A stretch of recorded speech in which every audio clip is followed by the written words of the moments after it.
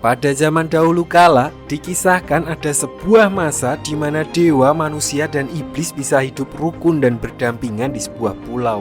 Namun seperti gaji, kedamaian itu ternyata juga tidak berlangsung lama, di mana sebuah kekacauan muncul akibat para dewa yang justru bertikai dengan makhluk lainnya. Lalu di tengah masa kekacauan itu, seorang penyelamat muncul dan menyegel 46 anak dewa ke dalam sebuah patung demi membawa kedamaian kembali ke dunia. Dan inilah pulau. Cerita diawali dengan memperlihatkan sepasang kekasih yang sedang mengunjungi Pulau Jeju di Korea sana jauh untuk mengambil foto priwet di sebuah lokasi yang dikenal dengan nama Dolherudang. Di mana di sana terdapat banyak sekali patung peninggalan purba yang tersebar di wilayah tersebut. Namun sebuah hal aneh terjadi begitu mereka sampai di lokasi tempat dua buah patung haredang berada, di mana kedua patung tersebut tiba-tiba hancur dan mengeluarkan energi iblis yang langsung merasuki pasangan tersebut.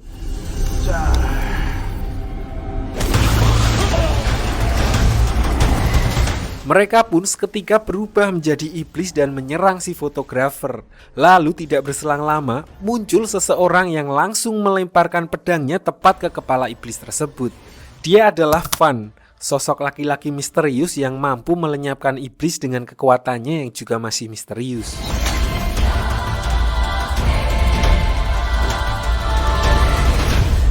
Sementara itu di belahan dunia lain, seorang pastor muda bernama Johan yang sedang melakukan eksorsisme atau di sini lebih dikenal dengan nama Ruqyah. Dia tiba-tiba didatangi oleh pastor lainnya yang memintanya untuk segera menemui pastor kepala. Pastor itu memperlihatkan sebuah lembaran kitab kuno yang tiba-tiba mengeluarkan darah, di mana bisa dipastikan kalau hal itu adalah sebuah pertanda buruk. Guarda, la condurrà nuovamente su quell'isola. Seniornya lalu menjelaskan kalau lembaran itu bercerita tentang sebuah legenda di mana ada seorang perempuan yang dipercaya menjadi kunci penyelamat umat manusia dari kekuatan jahat. Sayangnya dia gugur karena lebih dulu dihabisi oleh seorang pria yang dikatakan masih hidup sampai dengan saat ini. Dia juga mengatakan kalau selama ini mereka telah memantau seorang perempuan lain yang dipercaya sebagai reinkarnasi dari penyelamat itu. Dia percaya kalau takdir akan membawanya ke pulau tempat di mana semuanya dimulai. Untuk itu, Johan diminta untuk pergi ke sana dan membantu perempuan itu menemukan jati dirinya dan menyelamatkan dunia dari iblis yang mencoba untuk bangkit kembali. Scene lalu beralih dengan menampilkan seorang perempuan bernama Miho, anak tunggal seorang konglomerat yang terlibat perselisihan dengan bibinya sendiri soal kepemilikan saham di perusahaan mereka. Bibinya tidak senang dengan sikap Miho yang dengan arogan mengambil keputusan untuk perusahaan karena menganggap saham ayahnya lebih besar daripada milik bibinya, yang padahal bibinya telah dipercaya untuk memimpin perusahaan tersebut. 멀리 안 나가요. Untuk memberinya pelajaran, bibinya pun membuat sebuah skenario di mana dia menyewa dua preman yang ditugaskan untuk memancing emosi Miho dengan melibatkannya dalam sebuah kecelakaan mobil. Preman itu dengan sengaja merekam video saat Miho menghajar salah satu dari mereka dan menyebarkan video itu ke internet untuk menjatuhkan namanya. Lalu begitu berita tentang dirinya viral, Miho terpaksa mengasingkan diri ke Pulau Jeju dan untuk membayar perbuatannya, dia akan melayani masyarakat dengan bekerja sebagai guru honorer di sana. 실패한 과정 따윈 뭐 어떻게든 결과만 보여주면 되잖아요. Singkat cerita, Miho dan asistennya pun akhirnya mendarat di Pulau Jeju dan begitu dia pertama kali melangkahkan kakinya keluar dari bandara, Miho langsung merasakan sebuah getaran yang sangat asing baginya. Namun di sini Miho memilih untuk tidak menghiraukan hal itu dan lanjut berjalan menuju parkiran, di mana dia tidak sengaja berpapasan dengan salah satu iblis yang sebelumnya berhasil melarikan diri dari Fan. Anehnya, iblis itu tampak mengenali Miho dan langsung mengejarnya begitu menyadari siapa orang yang ada di hadapannya. Miho yang tidak tahu apa-apa pun dengan sekuat tenaga berusaha untuk menyelamatkan diri dari kejaran iblis tersebut. Di tengah pelariannya, Miho melihat sebuah mobil box terbuka dan memutuskan untuk mengunci dirinya sendiri dari dalam. Si iblis pun tidak tinggal diam dan terus merusak mobil itu sampai akhirnya Van muncul dan langsung menghajar iblis tersebut.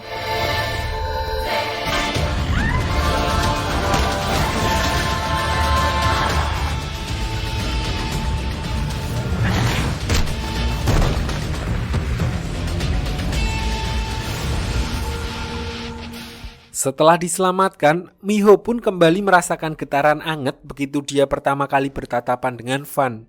Namun getaran yang dirasakannya kali ini cukup hebat sampai-sampai membuatnya tidak sadarkan diri. Dan begitu tersadar, Miho sudah berada di villa keluarganya dengan ditemani oleh asisten dan pelayan di keluarganya yang bernama Paman Jang.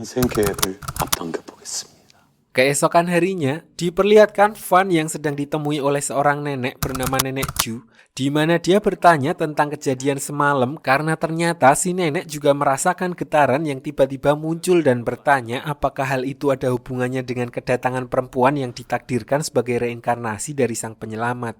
Namun di sini Van lebih memilih untuk tetap stay cool dan tidak terlalu menanggapi pertanyaan nenek tersebut. 나아갈 수가 있지 않겠어. 반기는 기색이라고는 하나도 없는 게야. Dari sini kita lalu diperlihatkan sebuah flashback tentang masa lalu mereka berdua di mana Nenek Ju ternyata adalah salah satu tetua di kuil tempat Van berasal. Jadi diceritakan kalau Van ini dulunya adalah seorang anak biasa yang selamat dari serangan iblis di desanya. Saat itu dirinya ditemukan oleh rombongan biksu yang sedang patroli dan langsung dibawa ke kuil mereka, di mana dia ternyata dijadikan salah satu objek percobaan bersama dengan beberapa anak lain dari berbagai tempat untuk dijadikan manusia iblis.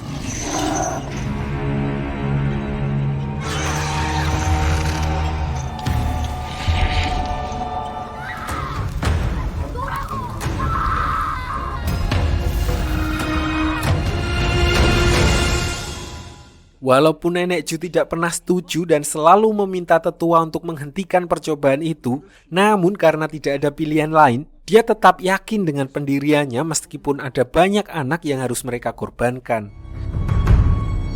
Sampai akhirnya mereka pun menemukan titik terang di mana ada dua bocah yang sanggup beradaptasi dengan darah iblis.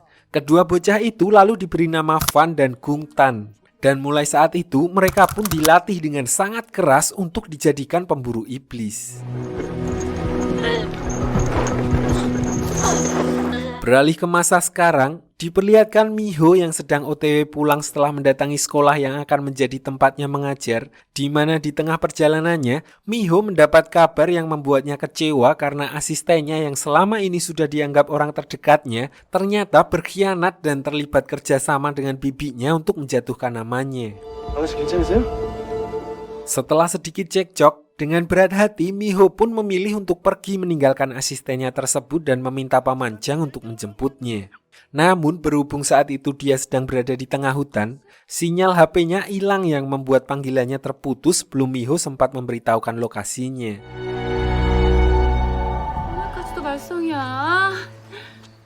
Di saat yang bersamaan, asistennya yang sedang merenung lalu dirasuki iblis yang tiba-tiba muncul di belakangnya dan seketika itu juga dia langsung berubah wujud dan berusaha menyerang Miho.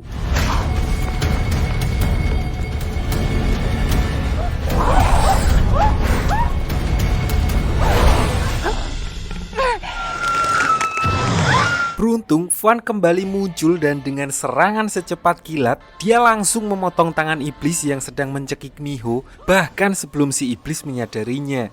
Tanpa membuang banyak waktu, dia pun langsung membantai iblis itu tanpa ampun hingga akhirnya si iblis musnah.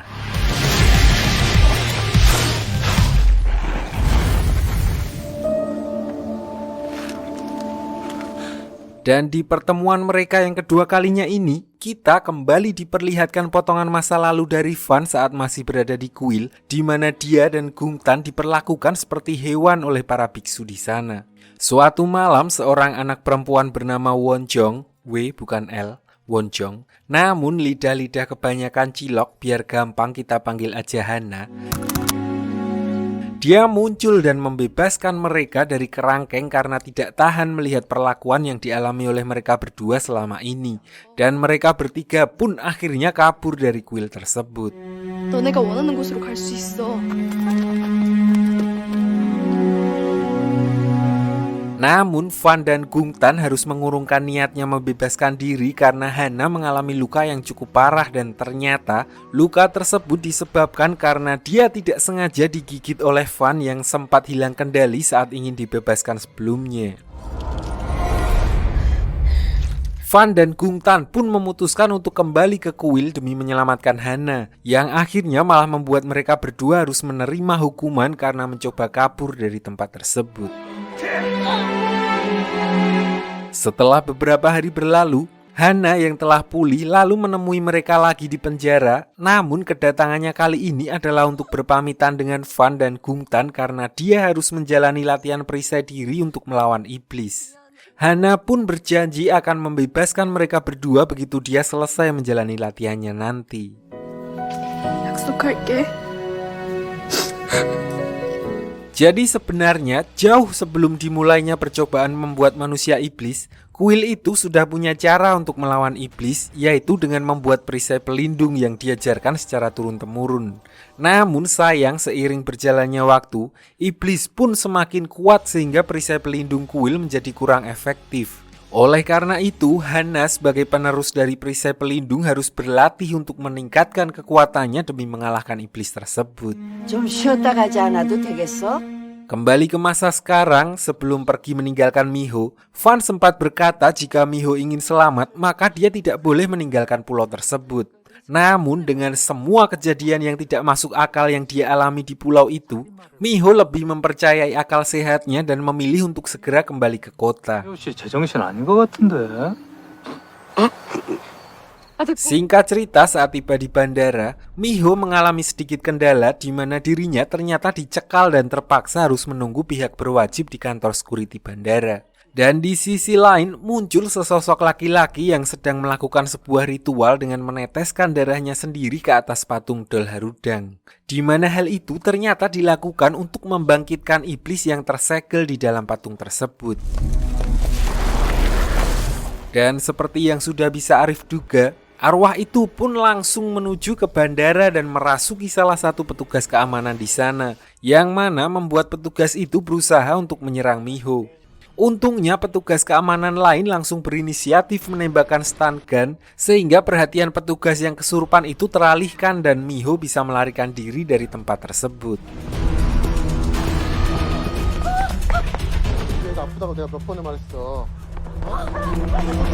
Dengan menggunakan mobil orang yang sedang parkir, Miho lalu bergegas meninggalkan bandara dan pergi sejauh mungkin dari sana. Sang iblis pun tidak tinggal diam dan berusaha menghentikan Miho dengan melompat memotong jalan ke atas mobil. Sampai akhirnya terjadilah kecelakaan yang membuat mobil Miho terguling di jalan.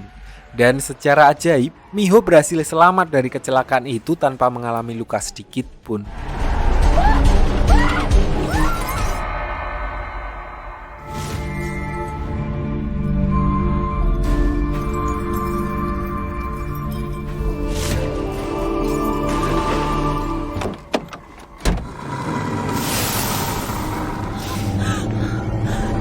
Bagaikan seorang malaikat pelindung, tidak berselang lama, Van pun kembali muncul dan lagi-lagi menyelamatkan Miho dari serangan iblis tersebut.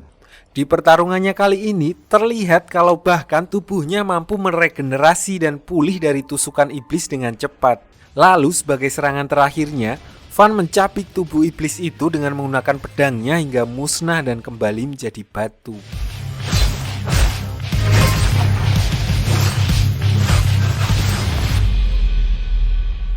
Setelah menyaksikan kejadian tersebut, Miho lalu meminta penjelasan kepada Van tentang semua kejadian yang menimpanya.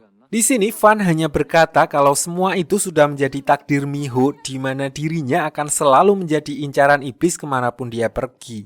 거역할 수 있으면 해보든가. Keesokan harinya, diperlihatkan Pastor Johan yang akhirnya tiba di Pulau Jeju pergi menemui Pamanjang, yang ternyata sebelumnya juga adalah seorang pastor. Jadi sebenarnya selama ini Pamanjang menyamar sebagai orang biasa yang sengaja bekerja di perusahaan ayahnya Miho agar bisa memantau perkembangan Miho dan melindunginya dari kejaran para iblis. 그들 틈에 섞여서 영원이자 어디에나 있고. 그래. Namun tugasnya yang utama sebenarnya adalah untuk menggenapi ramalan tentang sang penyelamat, yaitu membantu Miho mencapai tahap awakening dan mendapatkan kekuatannya kembali. Oleh karena itu, Johan pun diutus untuk membantunya mempercepat proses tersebut, karena kekuatan jahat sudah mulai bangkit dan mengancam keselamatan manusia. Di sini setibanya Johan di sana, Paman Jang terlihat sangat kagum dengan pencapaian kemampuan eksorsisme Johan di umurnya yang masih muda bisa melampaui pastor-pastor hebat di era Paman Jang. 그러시죠. Di sisi lain, Fan terlihat kembali menemui Nenek Ju di rumahnya untuk membahas Miho dan ramalan tentang sang penyelamat. Di mana di sini Fan sempat mengungkapkan keraguannya tentang Miho karena Miho sama sekali tidak ingat apapun tentang dirinya di masa lalu. Namun Nenek Ju memintanya untuk bersabar karena jika Miho memang benar-benar orang yang ada di dalam ramalan, maka dia seharusnya mempunyai sebuah tanda di tubuhnya yang akan memancarkan cahaya di saat yang tepat. 부자 준다는데 네가 뭔 상관이야? Sayangnya sebelum sempat melanjutkan obrolan mereka lebih jauh, seorang adik-adik SMA yang tinggal dengan Nenek Ju bernama Yomji, tapi biar gampang kita panggil aja Nurul, dia datang dan mengusir Fan dari sana. Mereka berdua tampak tidak akur karena Nurul menganggap Fan selalu menyusahkan Nenek Ju dengan makan gratis di rumah mereka. 안 보내줘. 이번엔 돈 놓고 가요. 안 그럼 Berlanjut ke malam hari saat Miho ingin beristirahat, dia dikejutkan dengan kemunculan Fan secara tiba-tiba di kamarnya. Yang ternyata di sini Fan lagi-lagi menyelamatkan Miho dari intaian iblis yang ada di sekitar kediamannya tanpa dia sadari. 내가 예전에 만난 정연기 중에 Lalu karena khawatir dengan keselamatannya sendiri, Miho secara sepihak memaksa Fan untuk menjadi pengawal pribadinya dengan membuatkan kontrak kerja untuknya. Awalnya Fan menolak permintaan konyol Miho, namun dengan mempertimbangkan saran dari Nenek Ju sebelumnya, dia akhirnya menandatangani kontrak tersebut. 돈이 왜 싫어?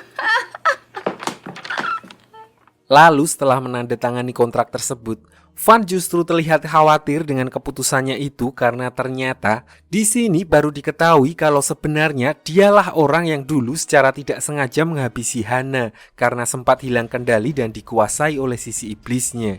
Fan takut kalau Miho berhasil mencapai tahap awakening nanti, dirinya akan kembali hilang kendali dan malah menyerang Miho.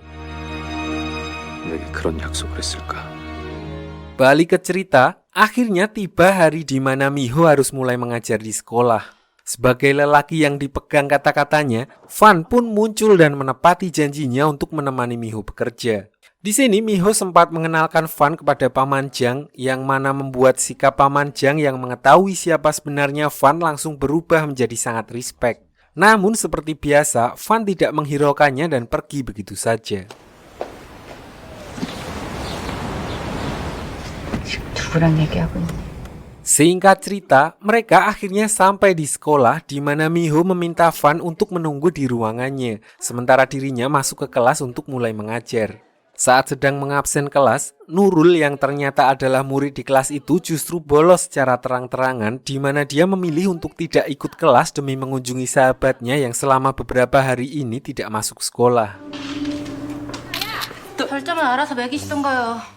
Saat mengunjungi sahabatnya, Nurul akhirnya mengetahui kalau alasannya tidak masuk sekolah ternyata karena sahabatnya itu sedang mengalami trauma akibat dipukuli oleh pacarnya sendiri. Tidak hanya itu, pacarnya juga mengancam akan menyebarkan foto-foto papnya jika dia sampai memberitahu orang lain tentang kejadian tersebut. 경찰이든 어디든 얘기만 하면은 Namun karena khawatir, Nurul memilih untuk mengadukan hal itu kepada Bu Guru Miho karena dia menilai kalau Miho adalah salah satu taipan di Korea sehingga dia mempunyai cukup power untuk menyelesaikan masalah sahabatnya. Dan lagi pula Nurul mengatakan kalau dia tidak punya bukti sehingga akan percuma untuk melapor ke Pak Polisi. 며칠째 결석 중인 친구가 있어요. 어른들은 아무도 안 들어주니까. Sebenarnya di sini Miho juga ingin membantu, namun dia tetap tidak mempunyai kewenangan untuk menangkap orang begitu saja. Jadi dia tetap menyarankan Nurul untuk membuat laporan di kantor polisi. Mendengar hal itu, Nurul pun memilih pergi dari ruangan Bu Guru Miho dengan perasaan kecewa. Di sisi lain diperlihatkan Paman Jang yang sedang menemui Nenek Ju, di mana kedatangannya adalah untuk mengungkapkan kekhawatirannya terhadap Fan. Jadi diceritakan kalau dulu saat Paman Jang masih muda, dia juga sempat mendapat tugas untuk menyelidiki iblis yang muncul di pulau tersebut. Sampai akhirnya ada suatu momen di mana nyawanya terancam karena harus berhadapan langsung dengan rekannya sendiri yang berubah menjadi iblis. Beruntung Van muncul dan menyelamatkannya dari iblis tersebut.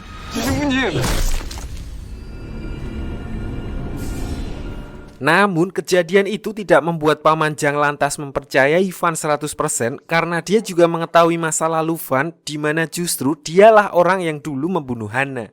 Dia juga khawatir kalau Van akan mengulangi masa lalunya begitu Miho mencapai tahap awakeningnya nanti.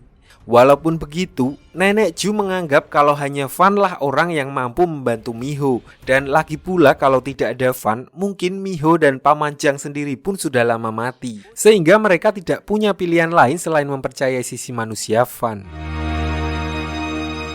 Lanjut ke malam harinya saat diminta untuk mengantar Van ke kamar, Paman Jang akhirnya memberanikan diri untuk bicara di mana dia memberitahu Van kalau sebelumnya dia telah bertemu dengan Nenek Ju dan memutuskan untuk mempercayai Van mulai sekarang. Dia juga meminta Van untuk benar-benar menjaga Miho dari iblis-iblis yang mengincarnya. Mendengar hal itu, Van pun tampak sedikit emosi dan berkata kalau Miho seharusnya sudah mencapai awakening jika Paman Jang menjalankan tugasnya dengan benar sejak dulu. 네가 게으름을 피우지 않았으면 어떻게 하십니까? Sementara itu diperlihatkan Johan yang akhirnya datang menemui Miho di mana dia memperkenalkan diri sebagai keponakan Paman Jang yang datang dari luar negeri. Dia pun akhirnya diizinkan tinggal di villa itu untuk sementara waktu karena Paman Jang beralasan kalau hanya dialah keluarganya satu-satunya di Korea. 편하게 지내요. Lalu tidak berselang lama, Van pun kembali ke villa dan Johan memutuskan untuk bicara empat mata dengannya. Di mana di sini dua sosok dengan latar belakang berbeda akhirnya bertemu dan mau tidak mau bekerja sama untuk tujuan yang sama.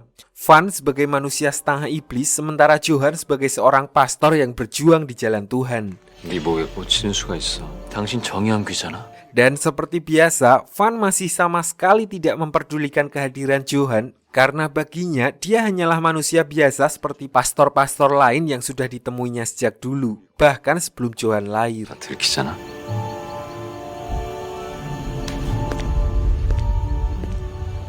Singkat cerita, keesokan harinya, Miho, Van, dan Johan pun pergi ke sekolah bersama-sama. Namun di tengah perjalanan, Van merasakan ada sesuatu yang aneh saat mereka melewati hutan dan meminta untuk menghentikan mobilnya saat itu juga. Dia pun langsung masuk ke dalam hutan sementara Miho dan Johan melanjutkan perjalanannya menuju ke sekolah. Lalu begitu mereka sampai di dekat gerbang sekolah, Miho dikejutkan dengan kemunculan Nurul yang tiba-tiba, di mana di sini dengan muka panik, Nurul memohon kepada Miho untuk segera menolong sahabatnya. Ternyata sebelum berangkat ke sekolah, Nurul menyempatkan diri untuk mampir ke rumah sahabatnya dan dia justru menemukan sahabatnya tersebut dengan kondisi seperti orang kesurupan. 소원을 빌었나 봐요. Nurul yakin kalau sahabatnya itu telah melakukan perjanjian dengan roh penunggu hutan yang disebut sebagai Benjule, di mana makhluk itu dikenal mampu mengabulkan apapun keinginan orang yang datang kepadanya. Nurul menduga kalau apa yang dilakukan sahabatnya itu ada kaitannya dengan masalah yang sedang dihadapinya saat ini. Mendengar hal itu, Miho dan Johan akhirnya memutuskan untuk segera pergi ke rumahnya dan melihat keadaannya secara langsung. 못 보내고 근데 잠깐 들어오시겠어요? Namun begitu sampai di sana, Johan dibuat kaget dengan keadaan sahabat Nurul yang benar-benar sudah sangat mengkhawatirkan. So dia pun langsung bergegas mempersiapkan ritual pengusiran setan sebelum kondisinya semakin parah.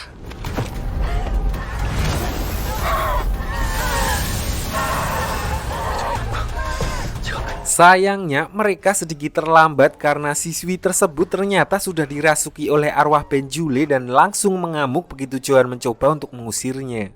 Anehnya si arwah seperti sudah menunggu kedatangan Miho dan dengan sengaja menjebaknya ke tempat itu, di mana dia langsung menyeret mereka berdua masuk ke dimensi lain.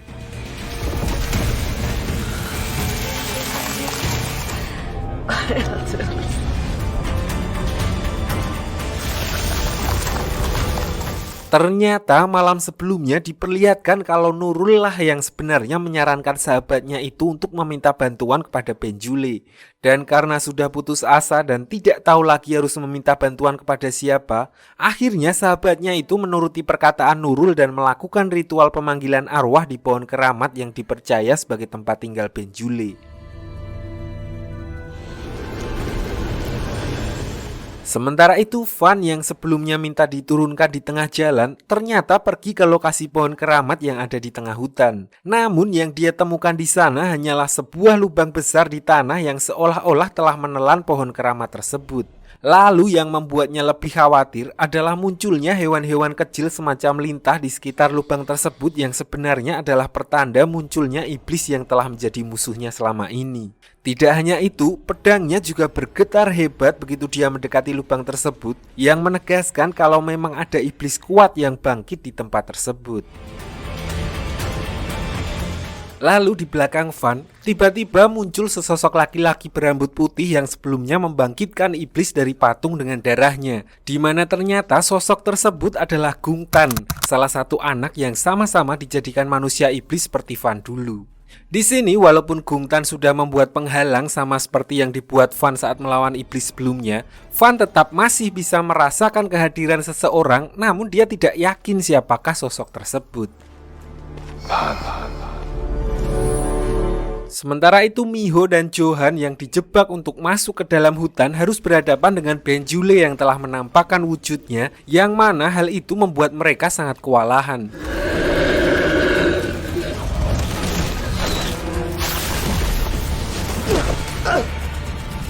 Johan pun tidak bisa berbuat banyak karena dirinya terjerat oleh akar-akar pohon yang dikendalikan oleh Benjule. Untungnya Van yang merasakan hal itu datang tepat waktu dan langsung menyelamatkan mereka berdua.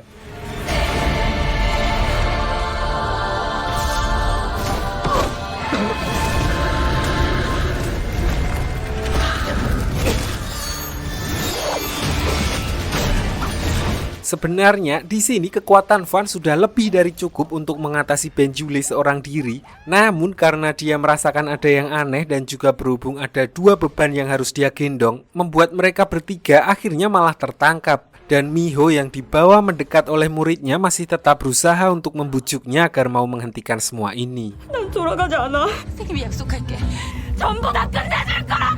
Namun ternyata apa yang dilakukan Miho justru membuat Benjule semakin marah karena ternyata siswi tersebut telah memberikan dirinya sebagai persembahan untuk membalas perbuatan pacarnya selama ini. Lalu di momen kritis inilah tanda yang ada di tubuh Miho akhirnya menyala dan langsung memusnahkan Benjule.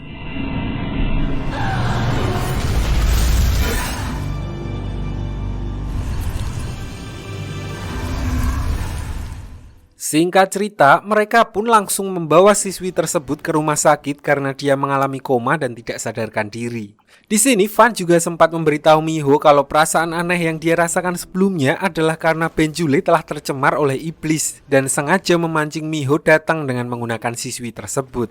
Namun berkat kekuatan Miho, Benjule sudah terbebas dari sang iblis dan telah kembali ke hutan tempatnya berasal.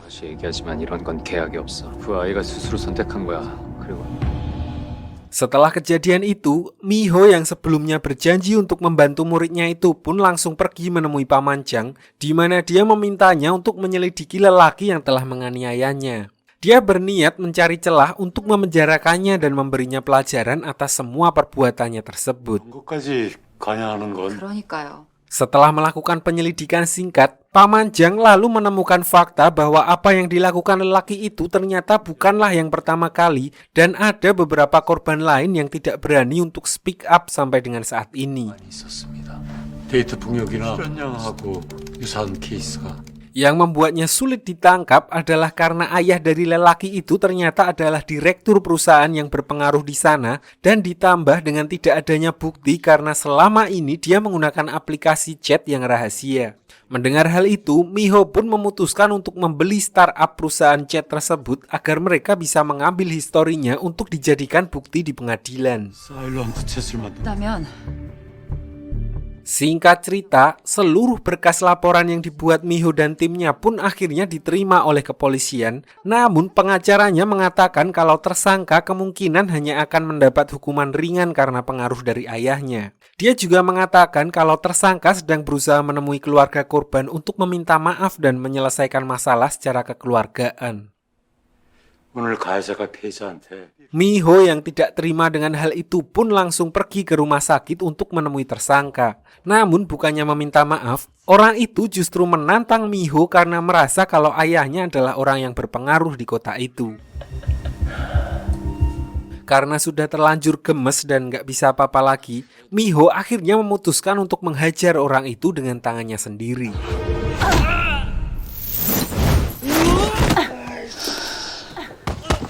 Berlanjut ke malam hari, Van yang dari awal terus memantau perkembangan kasus itu pun akhirnya tergerak untuk ikut membantu. Namun dia melakukannya tidak dengan jalur hukum, melainkan dengan menggunakan jalur klenik atau apa yang biasa kita sebut dengan mistis. Di mana diperlihatkan kalau dia pergi seorang diri ke bekas lokasi pohon keramat dan meminta Benjule yang asli untuk menyelesaikan tugasnya sebelumnya. Dan tidak berselang lama, Benjule pun akhirnya muncul di rumah si tersangka dan langsung menghabisinya saat itu juga.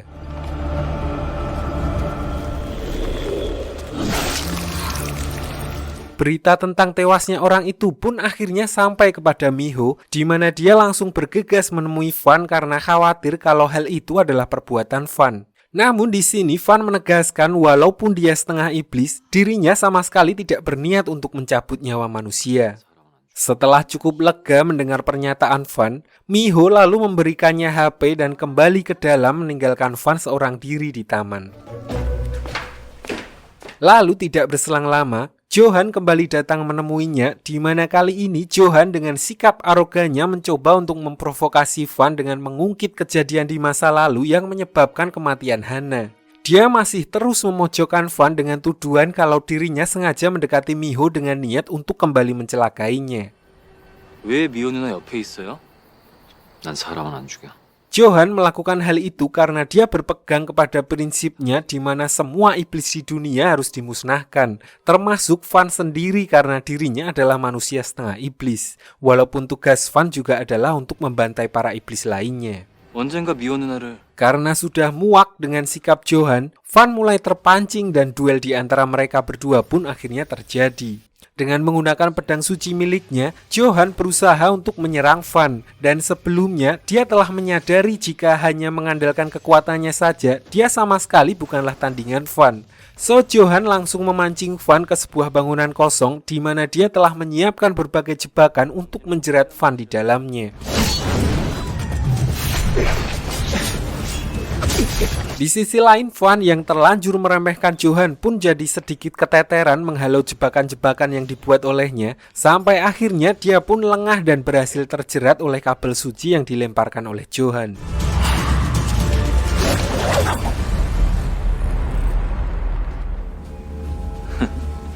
Sampai di sini, Johan sudah mulai besar kepala karena merasa telah berhasil membuat Van terjerat. Namun, dia tidak sadar kalau Van sebenarnya belum menggunakan seluruh kekuatannya untuk melawan dirinya. Lalu dengan pedenya, Johan pun memulai ritual pengusiran setan kepada Van, yang justru malah membangkitkan sisi iblis yang sama sekali tidak bisa diantisipasi olehnya.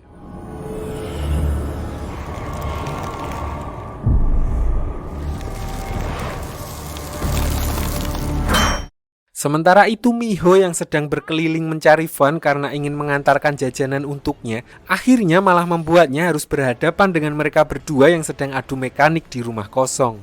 Lalu begitu menyadari kehadiran Miho, Van yang sedang dikuasai oleh iblisnya pun kembali hilang kendali dan langsung menghunuskan pedangnya ke arah Miho.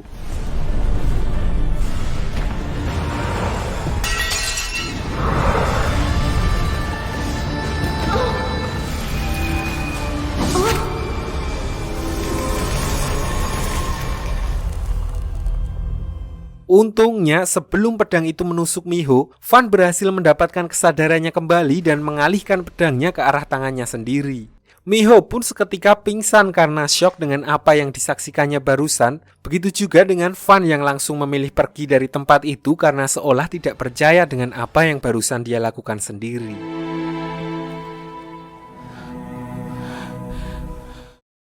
Setelah kejadian itu, Paman Jang lalu menegur Johan karena menilai kalau tindakannya sudah kelewatan. Karena walaupun Van adalah manusia setengah iblis, Paman Jang tetap yakin kalau dia sudah melindungi pulau ini sejak ratusan tahun yang lalu dan dia juga adalah satu-satunya orang yang bisa melindungi Miho, dan Johan juga tidak berhak untuk memancing ataupun mengetes bagaimana Van mengontrol iblis di dalam tubuhnya. 이 땅을 지켜온 건 반이네.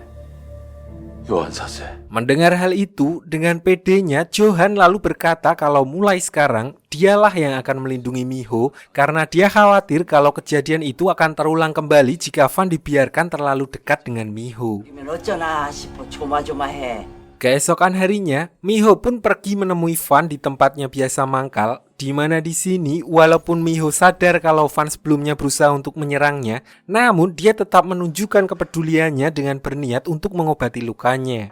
Dia yakin kalau Van sama sekali tidak berniat untuk melukainya karena selama ini Van telah membuktikan kalau dia lebih sering melindunginya.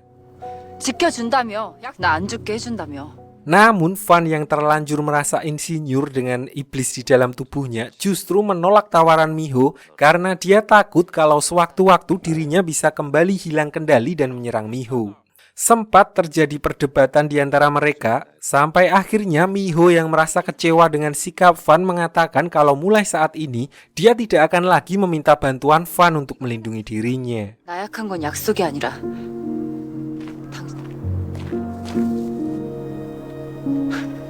Dari sini, Miho pun mulai menjalani harinya dengan hanya ditemani oleh Johan, sementara Van memilih pergi menemui Nenek Ju untuk mengobati lukanya.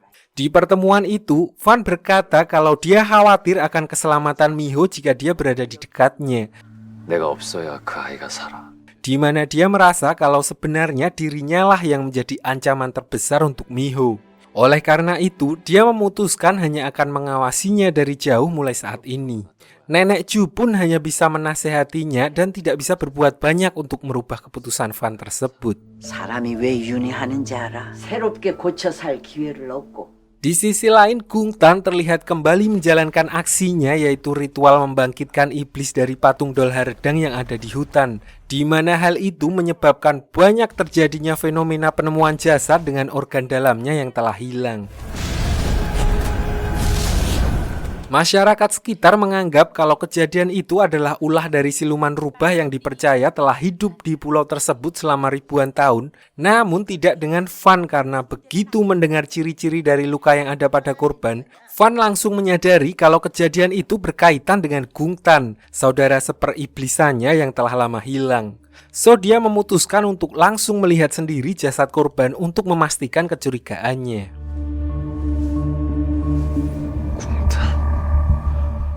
Sementara itu, Johan yang baru saja kembali ke villa bersama dengan Miho, tiba-tiba mendapat sebuah panggilan yang mengabarkan tentang kakaknya. 실은 요한이 Paman Jang pun langsung mengklarifikasi hal itu dan berkata kalau Johan sebenarnya adalah anak adopsi yang dari kecil terpisah dengan kakaknya, yang mana hal itu membuatnya selalu berusaha untuk mencari keberadaan sang kakak hingga saat ini. Mendengar hal itu, Miho pun juga tergerak hatinya untuk ikut membantu Johan menemukan kakaknya, di mana dia langsung meminta Paman Jang untuk mengerahkan tim dari perusahaannya untuk mulai menggali informasi tersebut. Singkat cerita, keesokan harinya, Miho mengajak Johan ke suatu tempat yang mana tempat tersebut adalah panti asuhan tempat Johan dan kakaknya berasal. Di sana, staf Miho juga memberitahu kalau mereka telah menemukan lokasi keberadaan kakak Johan yang ternyata masih ada di pulau itu dan berada tidak jauh dari sana. Namun yang tidak mereka sadari, Gung Tan ternyata telah memantau pergerakan mereka selama ini melalui lintah ciptaannya. Lalu setelah mendapatkan info tentang kakaknya, Johan pun memutuskan untuk pergi ke alamat yang diberikan oleh staf Miho sebelumnya dan meninggalkan Miho di villa karena dia akan lebih aman jika tinggal di sana. Namun yang terjadi ternyata adalah sebaliknya, di mana Gungtan diam-diam menyelinap ke villa itu dan menghabisi calon suami dari teman dekat Miho yang sedang OTW ke sana untuk mengantarkan undangan pernikahannya.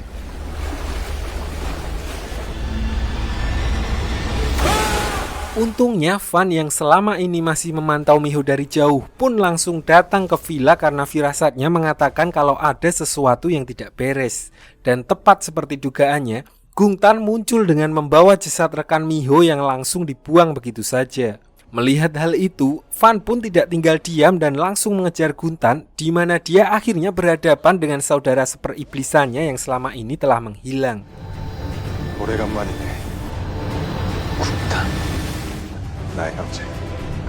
Awalnya diperlihatkan kalau Van sangat bernafsu untuk menghabisi Gungtan, namun setelah diberi kesempatan dengan sama sekali tidak melakukan perlawanan, entah kenapa Van tidak mampu untuk melakukannya.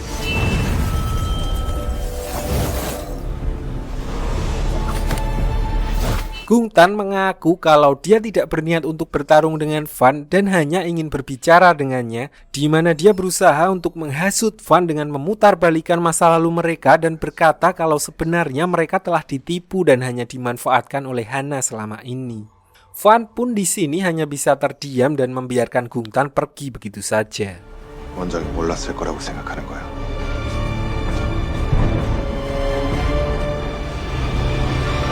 Sementara itu Johan yang sebelumnya pergi mencari kakaknya, kini diperlihatkan dia telah tiba di sebuah pelabuhan, di mana setelah bertanya ke sana kemari, dia akhirnya sampai di depan sebuah perahu yang sedang bersandar yang dikatakan sebagai tempat kakaknya tinggal dan bekerja.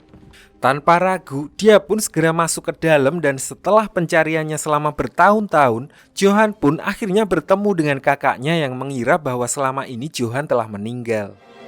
강찬희 씨라고. Sedikit cerita tentang masa kecil Johan dan kakaknya, di mana mereka berdua pernah diangkat dari panti asuhan, namun bukan untuk diangkat sebagai anak, melainkan hanya untuk diambil salah satu ginjalnya dan didonorkan kepada anak kandung dari orang tua asuhnya. Dari sinilah mereka akhirnya terpisah, di mana Johan diselamatkan oleh seorang pastur, sementara kakaknya, nggak tahu kemana, nggak diceritain.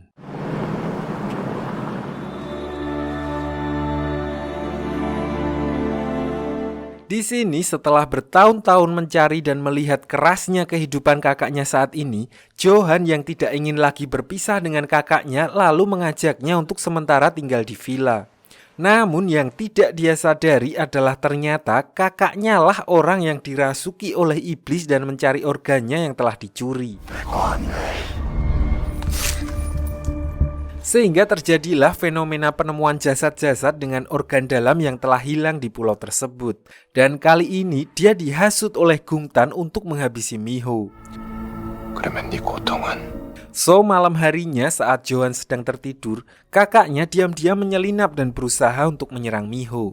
Beruntung, Van sebelumnya telah siap siaga dengan selalu memasang perisai penghalang di sekitar Miho, sehingga iblis tersebut tidak bisa menjangkaunya dan bahkan perisai itu juga membuat Miho sendiri tidak tahu apa yang sedang terjadi di luar. Tanpa basa-basi, Van yang menyadari ancaman itu pun langsung datang dan menghajar iblis tersebut habis-habisan. Karena baginya, orang yang telah dirasuki oleh iblis jelas harus dimusnahkan, tidak peduli siapapun orang tersebut. Namun Johan yang akhirnya terbangun karena mendengar ribut-ribut, justru menghalangi Van dan memintanya untuk berhenti menghajar kakaknya, walaupun dia melihat dengan mata kepalanya sendiri kalau kakaknya telah dirasuki oleh iblis. Akibat aksinya tersebut, akhirnya memberikan kesempatan kepada kakaknya untuk melarikan diri dari tempat itu. Lalu begitu Van mencoba untuk menyusulnya, tiba-tiba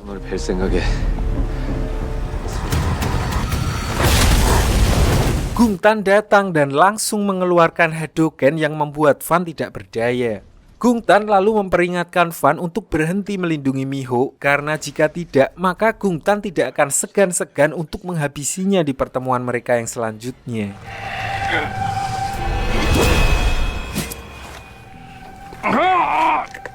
넌 약해졌어. Setelah kejadian itu, Van lalu kembali ke pegunungan dengan luka yang cukup parah di tubuhnya, di mana tidak berselang lama, Miho datang menyusulnya karena ingin meminta penjelasan tentang semua yang telah terjadi. Di sini Van pun akhirnya memutuskan untuk memberitahukan semuanya, di mana Miho sebenarnya adalah sosok reinkarnasi dari Hana yang otomatis membuat dirinya bahkan orang-orang di sekitarnya menjadi incaran iblis. 더러운 것까지 덜 필요 없잖아. Setelah mendengar hal itu, Miho pun berusaha untuk mencari tahu siapa dan apa sebenarnya peran Hana sehingga membuatnya menjadi incaran iblis. Dia pun pergi menemui Nenek Ju yang dikenal sebagai tetua desa di pulau itu dan juga satu-satunya orang yang dia lihat dekat dengan Van. 도서에 나오는 신화나 전설. Nenek Ju lalu menjelaskan kalau sosok Hana sebenarnya adalah kunci untuk memperbaiki sebuah benda yang disebut dengan batu perisai, di mana benda tersebut digunakan untuk menyegel iblis-iblis yang berkeliaran di dunia saat ini. Tidak hanya itu, sosok Hana juga mampu untuk menyembuhkan luka-luka yang diderita Van. 네 몸에서 빛이 나면서. Jadi ternyata saat ini Van sudah mulai melemah, di mana hal itu membuat luka-luka di tubuhnya tidak bisa sembuh secepat sebelumnya. Hanya sosok Hana yang diceritakan mampu mengembalikan keadaan seperti semula. Namun kapan dan bagaimana dia akan bangkit, hanya Miho sendirilah yang mampu untuk menjawabnya. 네 몸에서 빛이 나면. 그럼 제가 원정이 되면 Di sisi lain diperlihatkan Johan kembali menemui kakaknya yang telah berubah ke wujud manusianya. Sebenarnya di sini kakaknya telah meminta Johan untuk segera menghabisinya karena dia sudah tidak tahan dengan penderitaan yang dialaminya. Namun sebagai manusia biasa yang tidak luput dari kesalahan, Johan ternyata masih melibatkan perasaan dalam menjalankan tugasnya sehingga dia tidak mampu untuk mengeksekusi kakaknya yang jelas-jelas sudah dirasuki oleh iblis. 내가 방법 찾아볼게. 분명히 뭔가 좀 잘못된 거야. So dia pun mencoba cara lain, yaitu dengan menggelar ritual pengusiran setan dengan harapan iblis yang ada di tubuh kakaknya bisa dia keluarkan. Sayangnya, berbagai metode yang dia coba sama sekali tidak membuahkan hasil dan malah membuat kakaknya semakin menderita.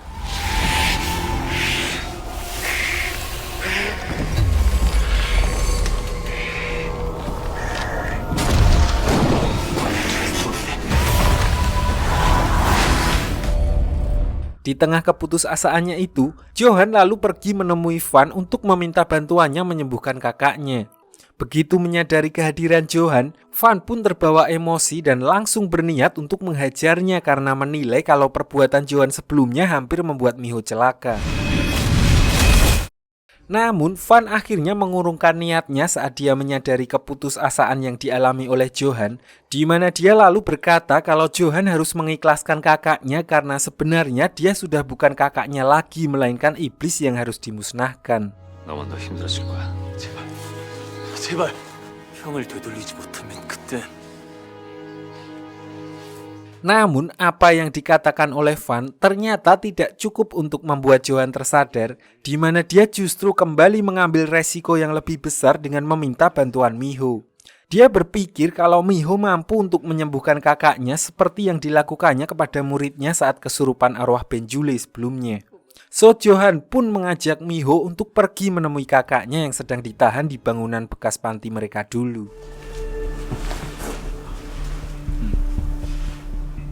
Namun sesampainya di sana, Johan harus kembali menerima kenyataan pahit karena ternyata dia hanya dimanfaatkan oleh iblis yang merasuki kakaknya untuk memancing Miho ke tempat tersebut.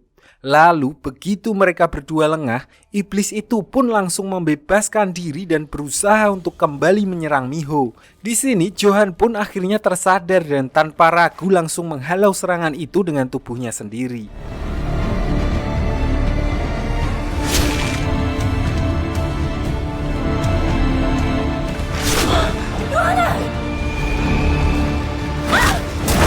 Untungnya di saat Miho sudah mulai terpojok, Van tiba di tempat itu dan langsung menyelamatkannya. Namun berhubung luka di tubuhnya belum pulih 100%, dia sendiri pun akhirnya kewalahan untuk melawan iblis tersebut.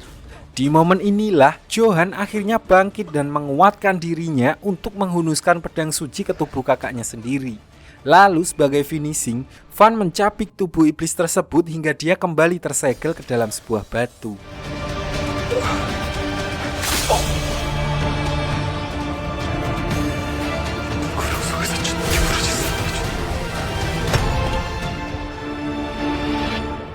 Setelah kejadian itu, Johan yang masih agak terpukul akhirnya memilih untuk sedikit demi sedikit mengikhlaskan kakaknya, di mana hal pertama yang dia lakukan adalah mencoba berdamai dengan Van dan menyerahkan segel batu kakaknya kepadanya.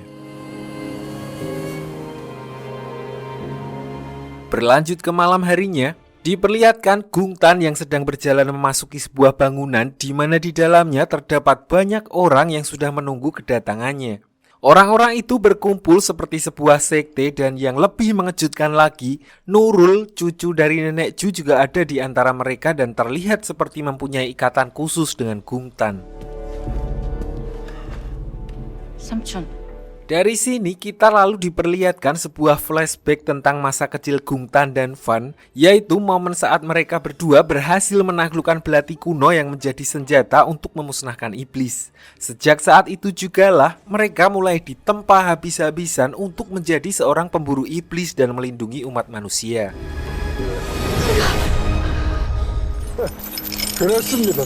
Hana yang pernah sekali melihat bagaimana mereka diperlakukan lalu menjadi iba dan mulai menyelinap setiap malam untuk sekedar membawakan jajanan untuk mereka berdua. Lalu suatu hari, Hana yang penasaran lalu memberanikan diri untuk bertanya kepada kepala biksu tentang siapa Van dan Gung Tan sebenarnya. 들에게 살생을 저지르게 하고 계십니다. 더 이상 주살성이 필요 없겠죠. Dirinya yang masih lugu pun akhirnya mengetahui sebuah fakta di mana mereka berdua sengaja dibuat menjadi manusia setengah iblis dan dipaksa untuk membantai para iblis, yang mana menurut sudut pandang Hana adalah tindakan yang kejam dan melanggar undang-undang hak anak kecil di Korea. Hal itulah yang akhirnya membuat Hana memutuskan untuk membantu mereka keluar dari penjaranya dan kabur bersama-sama.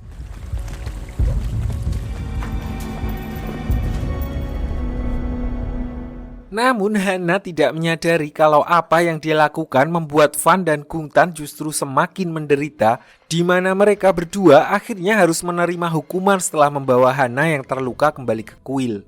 Sejak kejadian itulah Hana lalu bertekad untuk bersungguh-sungguh menguasai teknik perisai pelindung agar Van dan Gung Tan tidak perlu lagi memburu iblis dan bisa hidup normal seperti anak-anak lain.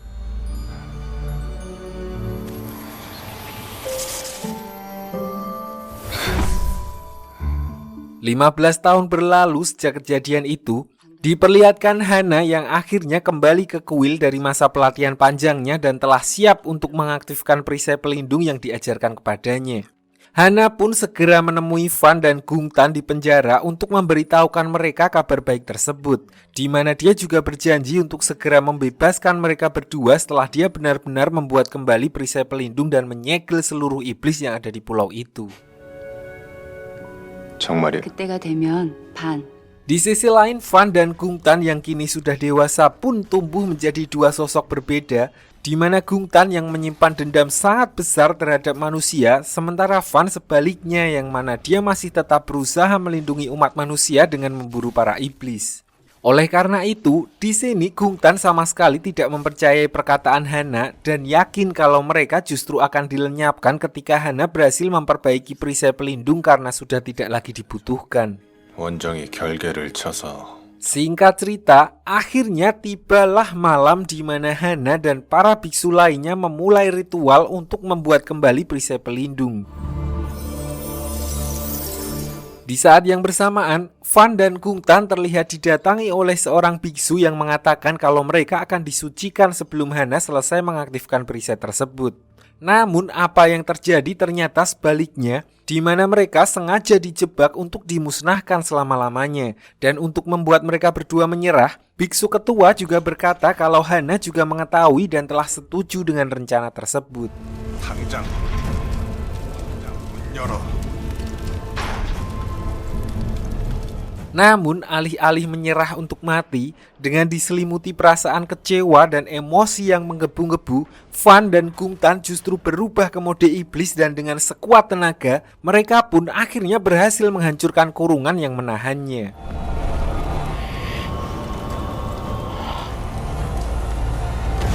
Berbeda dengan Gungtan yang tanpa ragu membabi buta langsung membantai para biksu di hadapannya, Van terlihat hanya diam saja dengan menahan emosinya dan berusaha mengontrol dirinya agar tidak hilang kendali.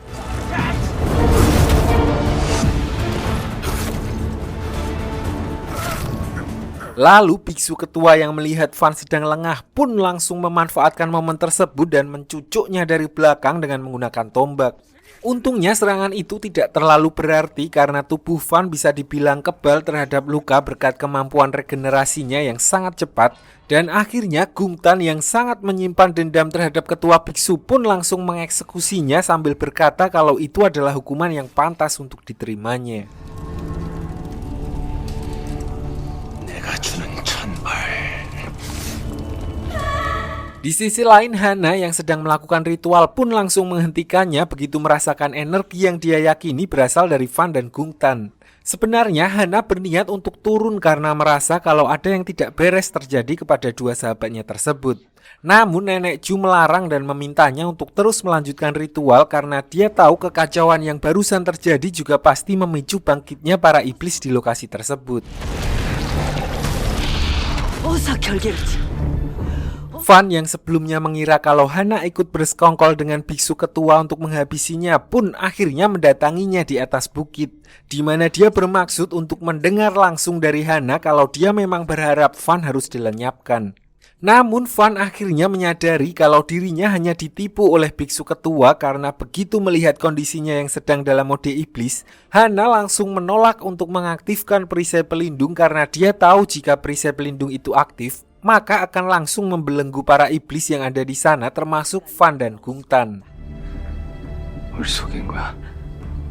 Lalu tidak berselang lama, Gungtan pun muncul di tempat itu setelah puas membantai para biksu yang ada di bawah. Di sini Gungtan terlihat tidak peduli lagi dengan apapun alasan yang dikatakan oleh Hana dan tanpa basa-basi langsung berusaha untuk menyerangnya. Menyadari hal itu, Van pun tidak tinggal diam dan berusaha untuk menghentikan Gungtan. Namun karena ragu-ragu, Van akhirnya dapat disingkirkan dengan mudah oleh Gungtan.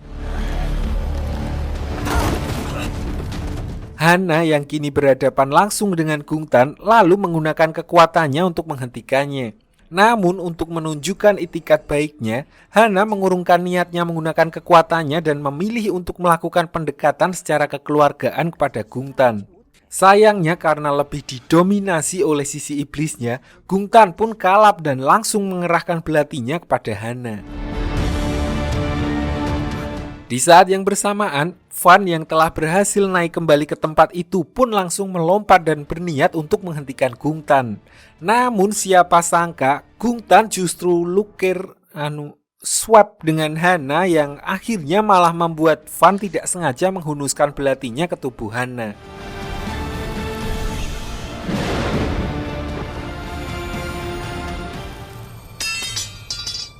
Dalam keadaan sekarat, Hana lalu mengucapkan janji kalau suatu saat dia pasti akan kembali bereinkarnasi untuk menyelamatkan Van dan membebaskannya dari dunia yang selalu menyiksanya. Lalu di saat-saat terakhirnya, Hana sempat mencurahkan segenap kekuatannya yang tersisa yang akhirnya membuat Gungtan dan para iblis lain terhisap dan kembali tersegel ke dalam tanah. Dan bersamaan dengan itu pula Hana akhirnya meninggal dunia.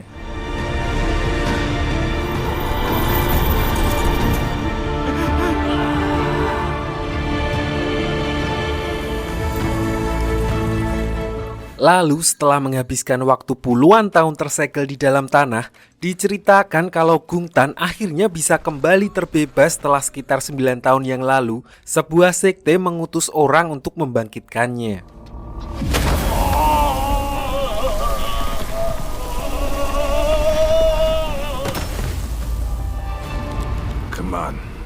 Di hari kebangkitannya itu pula, Gungtan bertemu dengan Nurul, seorang anak broken home yang tidak sengaja berpapasan dengannya saat dia sedang berjalan tanpa tujuan.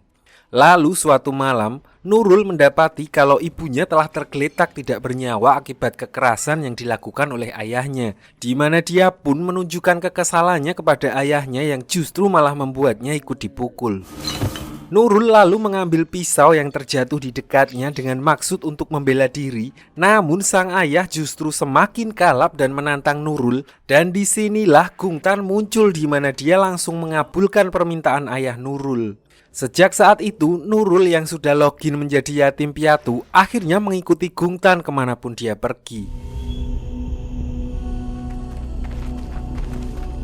Suatu hari diceritakan kalau Gungtan tiba-tiba terbangun di suatu tempat dan dikelilingi oleh orang-orang misterius berjubah putih, di mana pemimpin mereka sudah mengetahui siapa Gungtan sebenarnya. Sang pemimpin sekte itu juga mempunyai kekuatan supranatural karena Gungtan sama sekali tidak bisa menyentuhnya saat dirinya berusaha menyerang orang tersebut. Dia bahkan bisa dengan mudah memegang belati kuno milik Gungtan yang mana seharusnya tidak sembarang orang bisa menggenggamnya.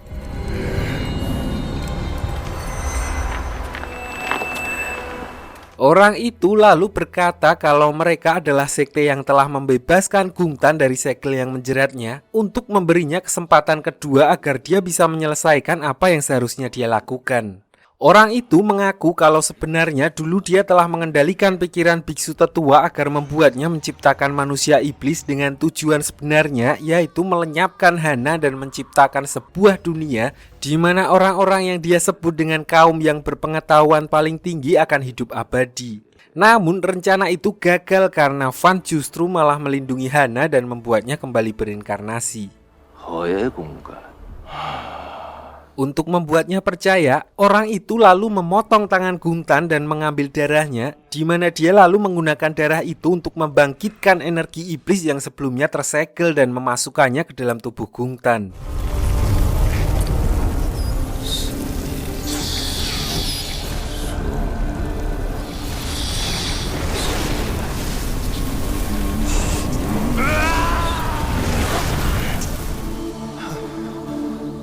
Sebenarnya di sini Gungtan sama sekali tidak tertarik dengan wacana tentang dunia sempurna atau yang lainnya. Namun karena dia juga ingin membalaskan dendamnya kepada orang-orang yang telah membuatnya menjadi monster, maka dia pun setuju untuk bekerja sama dengan mereka.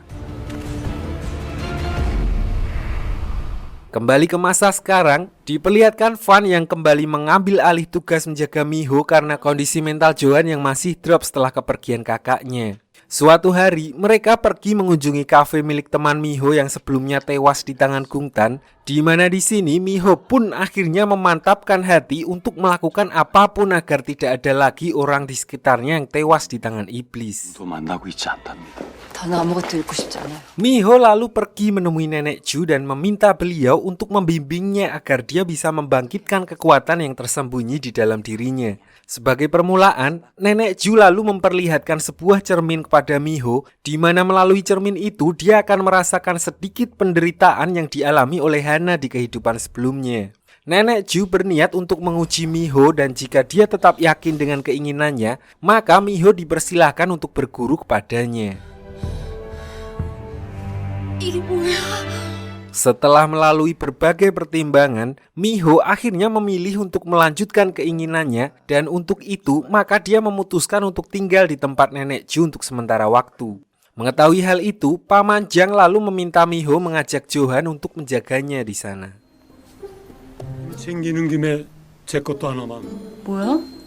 Singkat cerita, mereka pun akhirnya sampai dan disambut oleh Nenek Ju yang sudah siap dengan menggunakan seragam ritualnya, di mana dia juga meminta Miho untuk mengganti kostum yang langsung membuat Van pangling karena Miho menjadi sangat mirip dengan Hana.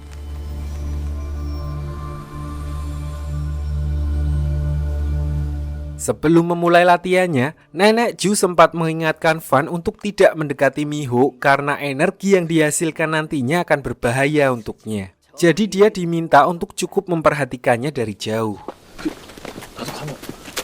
Di sini Nenek Ju lalu membawa Miho ke halaman belakang rumahnya, di mana dulu Hana juga melatih kekuatan perisai pelindungnya di tempat yang sama.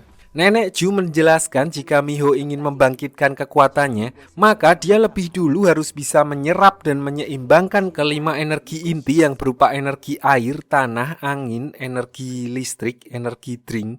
Lalu jika dia sudah berhasil menguasai hal itu, maka inti sihir yang ada di dalam tubuhnya akan otomatis aktif, seperti saat dirinya menghadapi Benjule sebelumnya.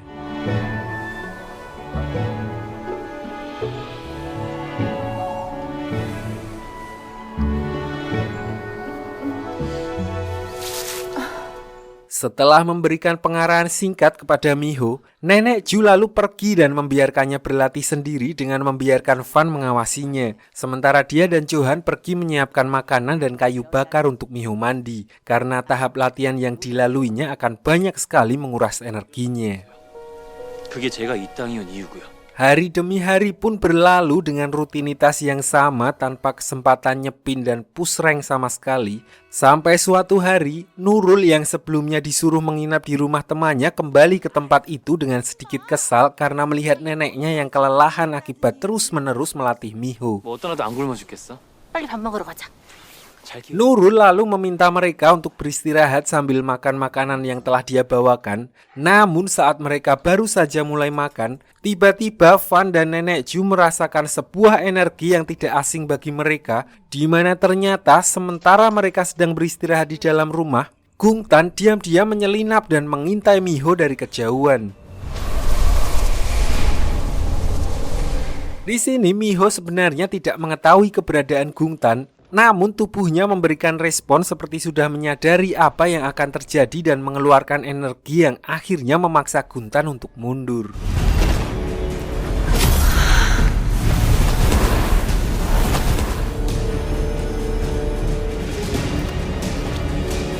Di sisi lain, Fan yang menyadari kalau energi yang dia rasakan itu berasal dari Gung Tan pun langsung bergegas menghampiri Miho. Namun begitu sampai di sana, Fan tidak menemukan apapun karena Gung Tan sudah lebih dulu kabur dari tempat tersebut. Kembali ke Miho setelah mengeluarkan energi dari inti sihir di tubuhnya kali ini, Miho sempat tidak sadarkan diri di mana ternyata saat memasuki kondisi tersebut, Miho sedikit demi sedikit mendapatkan kembali ingatannya sebagai Hana dan akhirnya mengetahui apa yang telah dilalui oleh Fan.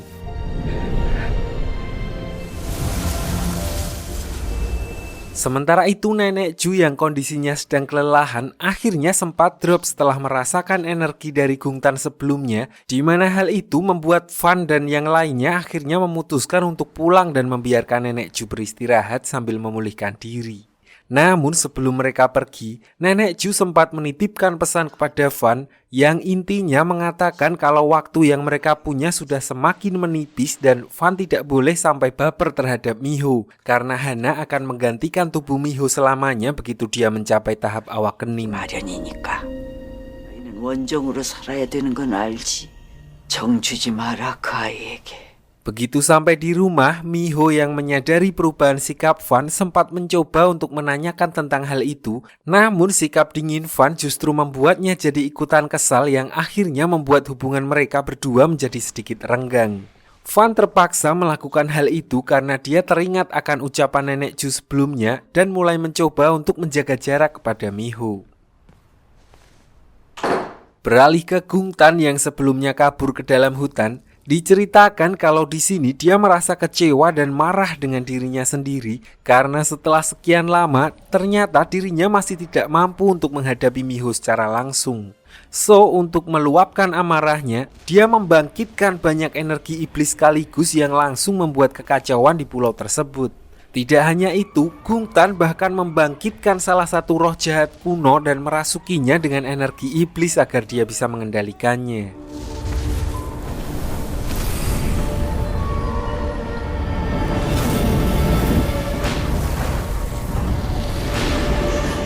Diperlihatkan korban pertama dari roh jahat itu adalah sahabatnya Nurul, di mana dia terlihat seperti kerasukan lalu on goal dengan cara melompat dari atas gedung sekolahnya. Nurul yang bisa merasakan hal itu pun akhirnya justru menyaksikan kejadian tersebut yang justru membuatnya terpukul karena dirinya tidak bisa menyelamatkan nyawa sahabatnya. Namun Gungtan yang tiba-tiba muncul di belakangnya lalu menenangkannya dengan berkata kalau hal itu memang harus menimpa sahabatnya karena dia adalah orang yang spesial. So karena nasi sudah menjadi bubur, Nurul hanya bisa terdiam dan pergi mengikuti Gungtan. Singkat cerita, keesokan harinya Miho pun pergi ke sekolah bersama dengan Johan, di mana dia lalu melihat muridnya yang sudah dalam kondisi tidak bernyawa, dan Miho yakin kalau muridnya bukan tewas karena own goal, melainkan karena ulah iblis yang mencoba mengganggunya. Hal tersebut kembali membuat Miho jadi agak depresi dan akhirnya menyalahkan dirinya sendiri sambil berkata kepada Van kalau dia ingin menyerah.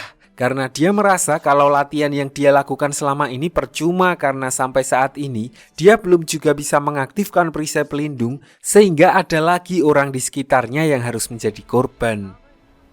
화가 나 미치겠어. 할 수 있는 게 Setelah mendengar perkataan itu keluar dari mulut Miho, Van akhirnya memilih untuk meninggalkannya dan menyerahkan semua keputusan itu kepada Miho dengan berkata kalau kehidupannya juga tidak akan berubah dengan atau tanpa adanya Miho, di mana dia hanya akan terus menjadi pemburu iblis untuk selamanya. 힘들면 그만해도 돼. 당신 Miho lalu memutuskan untuk kembali ke sekolah di mana dia berencana untuk mencari petunjuk apapun tentang kematian muridnya. Di sini Johan sempat berusaha untuk menahan Miho karena dia tahu kalau situasi di luar tidak aman untuknya.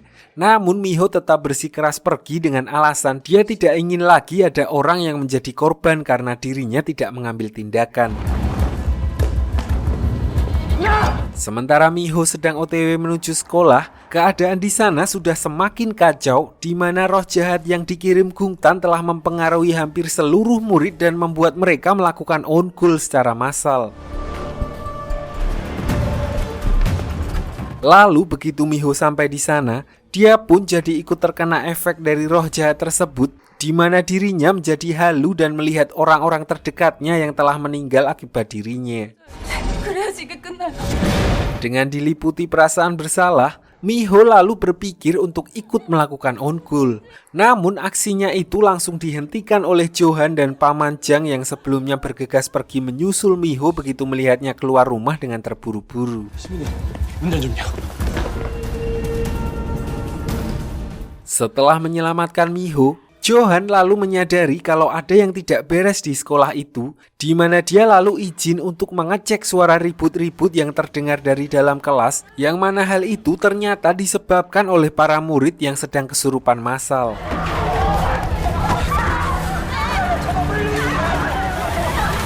Awalnya di sini Johan lalu berniat untuk meruqyah mereka satu persatu, namun dia tetap keteteran karena jumlah para murid yang dirasuki terlalu banyak.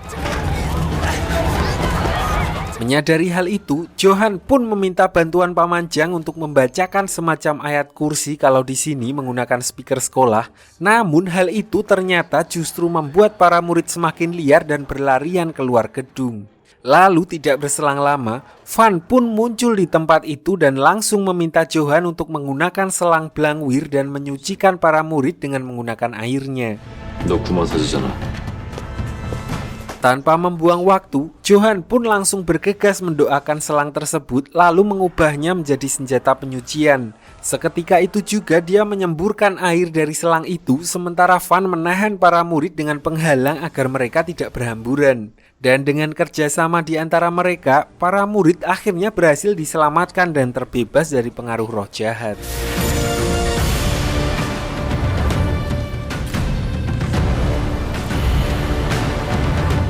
Bersamaan dengan itu, Gungtan juga menjelaskan kepada Nurul kalau roh jahat yang dia bangkitkan bekerja dengan cara mempengaruhi psikologis korban dengan membuat mereka menjadi depresi. Ketika hal itu terjadi, maka korban akan dengan sendirinya melakukan own goal karena diliputi perasaan kecewa yang sangat mendalam. 원묘가 많이 아꼈던 모양이더구나. 자기 안에 지옥에 갇혀 몸부림치다. Gungtan juga mengatakan kalau alasannya menjadikan sahabat Nurul sebagai target pertama adalah untuk memicu Miho dan membuat psikologinya kacau sehingga roh jahat itu dapat dengan mudah mempengaruhinya. Dan ternyata rencananya itu berhasil karena Miho kini sudah berada di bawah pengaruh roh jahat tanpa diketahui oleh orang lain. 서둘러. Setelah kejadian di sekolah, Van mencoba untuk pergi mencari tahu bagaimana roh jahat itu bisa bangkit. Dan ternyata tidak sulit baginya untuk menemukan kalau ternyata Gungtanlah dalang yang ada di balik kejadian tersebut. Van pun akhirnya kembali bertemu dengan Gungtan di penjara kuno tempat mereka berdua dulu ditahan, di mana di pertemuan itu Gungtan masih berusaha untuk memanipulasi Van agar mau ikut dengannya. 과거에 대한 반성, 회개. Di sini Van jelas menolak ajakan Gungtan karena dia sama sekali tidak berniat untuk membunuh sembarang orang seperti dirinya. Dan tanpa basa-basi, dia pun langsung menyerang Gungtan dengan menggunakan belatinya. Namun Gungtan yang tidak ada niat untuk bentrok dengan Van pun terlihat hanya menahan serangannya dan tidak menyerang balik.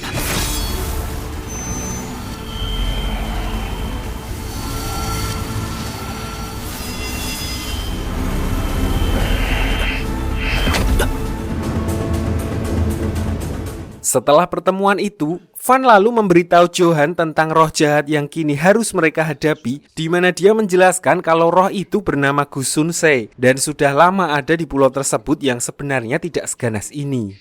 Namun saat ini dia telah dikuasai oleh energi iblis sehingga menjadi lebih liar sama seperti Benjule yang dulu sempat dikuasai oleh iblis.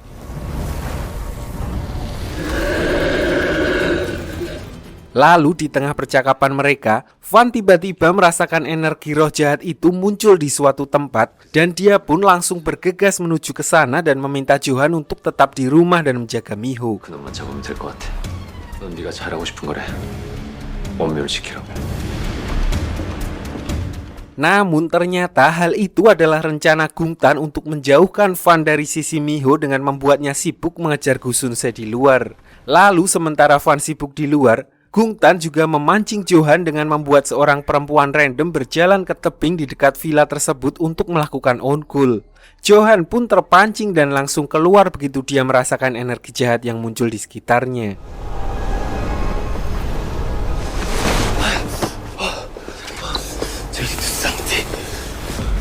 Lalu di saat Miho seorang diri tanpa pengawasan, Gusunsei yang asli pun muncul dan langsung membuat Miho berhalusinasi seolah dia melihat sahabatnya yang gagal nikah karena calonnya tewas di tangan Gungtan.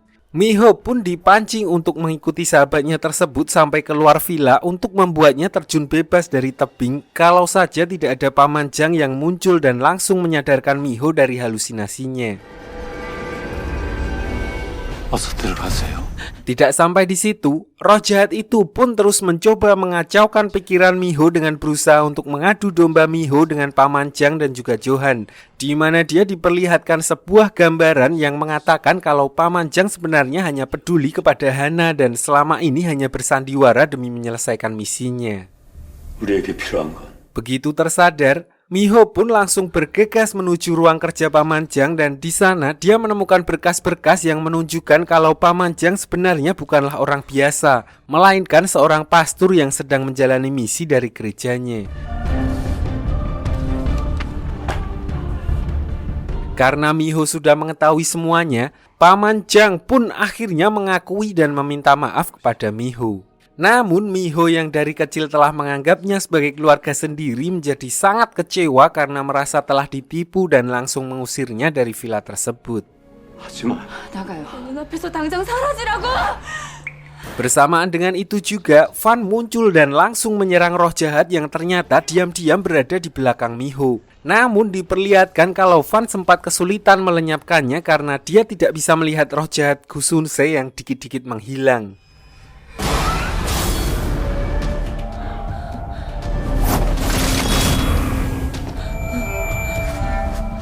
Untungnya Johan datang di saat yang tepat dan langsung paham kalau Van sedang kesulitan. So dia langsung membalurkan air suci ke matanya dan dengan begitu dia pun langsung bisa melihat keberadaan setan Raiden tersebut yang sedang mengendap-endap di depan Van.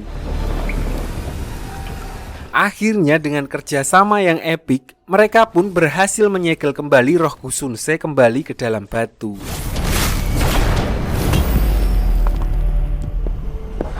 Namun tidak selesai di situ, mereka tidak menyadari pada saat di tengah-tengah keributan tersebut, Miho diam-diam pergi dari ruangan itu di mana pikiran negatif yang ditanamkan oleh Gusunse sebelumnya telah berhasil mengacaukan pikiran Miho, di mana dia kembali menyalahkan Hana dan dirinya sendiri atas semua kejadian yang menimpa orang-orang di sekitarnya. Lalu Miho pun berniat untuk melakukan own goal demi menghentikan kejadian-kejadian buruk yang mungkin akan terus terjadi ke depannya.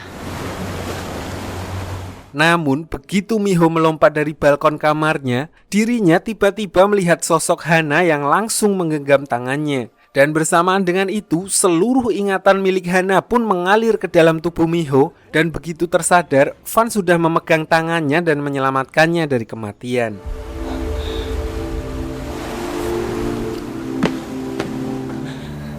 괜찮아. Sementara itu, Paman Jang yang sebelumnya diusir oleh Hana akhirnya tidak lagi menutupi identitasnya dan memutuskan untuk pergi dari villa tersebut.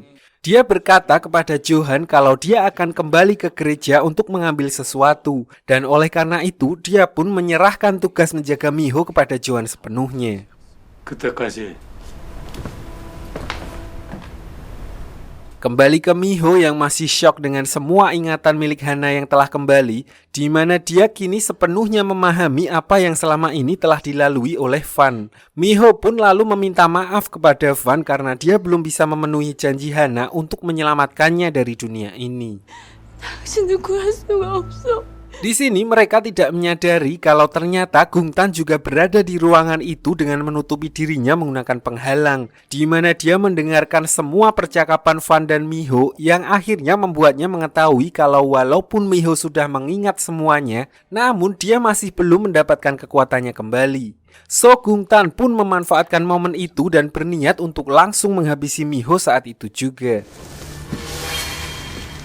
Untungnya di detik-detik kritis, walaupun Van tidak melihat keberadaan Gungtan, dia masih bisa merasakan serangan yang sedang menuju ke arah Miho, di mana Van pun berhasil menghalau serangan tersebut yang otomatis juga menghancurkan penghalang yang menutupi Gungtan. Di sini diperlihatkan kalau kekuatan Van bisa dibilang sudah menurun, sementara Gungtan yang belum lama bangkit justru dibuff oleh sekte misterius yang membuat Van cukup kewalahan untuk mengimbangi serangan-serangan Gungtan.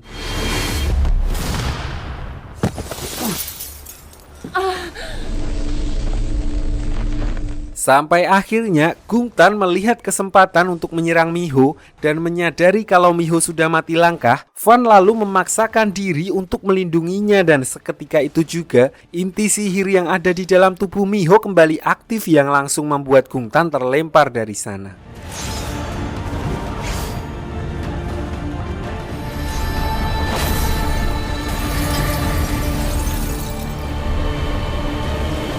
Di sisi lain, Johan yang mendengar ribut-ribut dari kamar Miho pun langsung bergegas menuju ke sana. Namun begitu sampai di sana, dia hanya menemukan kamar Miho yang sudah hancur. Dia lalu mengecek keadaan di sekitar, di mana dia melihat seekor lintah yang berada di dinding kamar itu dan menggunakannya untuk melakukan penerawangan. Dan dari sini, dia akhirnya tahu siapa lawan mereka yang sebenarnya, yang mana pria berbaju hitam dalam ramalan bukanlah Van melainkan Gungtan. 반이 아니었어. 검은 옷에서 하네. Sementara itu diperlihatkan Nurul yang baru saja tiba di sekte merasa prihatin melihat keadaan orang-orang di sana, di mana dia memberikan sebuah makanan kepada seorang ibu yang masih harus menyusui anaknya. 오늘 아기 젖은 먹였어? Lalu tidak berselang lama setelahnya, Gungtan juga tiba di tempat itu dengan mood yang jelek karena walaupun Miho belum mendapatkan kekuatannya kembali pun dia masih belum bisa menghabisinya. Lalu suara tangisan bayi yang terus-menerus akhirnya memancing emosinya dan seketika itu juga Gungtan melampiaskan amarahnya dengan menghabisi sang ibu dan semua para pengikutnya yang ada di sana.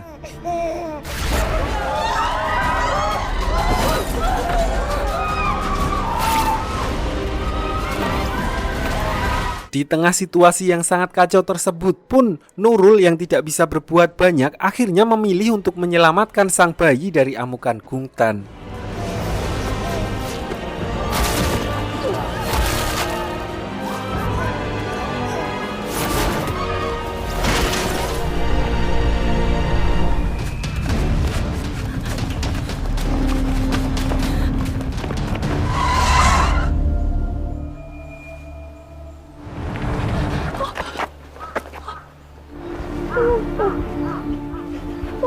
Setelah berhasil mengamankan sang bayi, Nurul pun bergegas menemui Nenek Ju dan memintanya untuk segera kabur dari pulau tersebut karena Gungtan akan segera datang untuk menghabisinya. Tidak hanya itu, Nurul juga mengaku kalau selama ini dialah yang telah memberitahukan letak patung-patung haredang di pulau tersebut kepada Gungtan, sehingga memudahkannya untuk membangkitkan kekuatan para iblis. Mendengar hal itu, Nenek Ju pun dengan tenang berkata kalau dia tidak akan kabur karena Pulau Jeju adalah rumahnya dan dia sudah hidup bahkan sebelum pulau itu diciptakan. Jadi diceritakan kalau Nenek Ju sebenarnya adalah salah satu entitas yang menjaga Pulau Jeju, di mana menurut kepercayaan lokal, nama Gumpe Ju juga dikenal sebagai ibu dari para dewa yang menghuni pulau tersebut. Oleh karena itu pula, anak-anak dewa yang disegel ke dalam patung haredang dianggap sebagai anak-anaknya sendiri. Nenek Ju juga mengaku kalau dia sebenarnya sudah mengetahui apa yang dilakukan Nurul selama ini. Namun karena rasa sayangnya yang begitu besar kepada Nurul, Nenek Ju pun membiarkannya karena khawatir kalau Gungtan akan mencelakainya. Setelah mendengar perkataan Nenek Ju, Nurul pun jadi semakin merasa bersalah, di mana dia akhirnya memutuskan untuk kembali menemui Gungtan dan membujuknya agar tidak melukai Nenek Ju.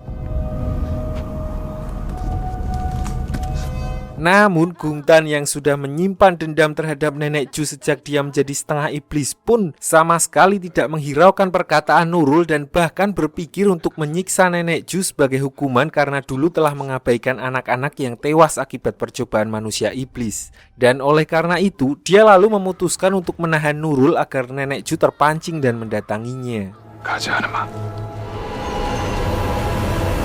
Rencananya tersebut ternyata berhasil membuat Nenek Ju mendatangi Gungtan di markasnya setelah dia merasakan kalau ada sesuatu yang sedang terjadi kepada Nurul. Lalu begitu Nenek Ju sampai di sana, Gungtan pun langsung mengancamnya dengan memberikan pilihan antara menyelamatkan Nurul atau memberitahukan semua letak patung haredang yang tersisa.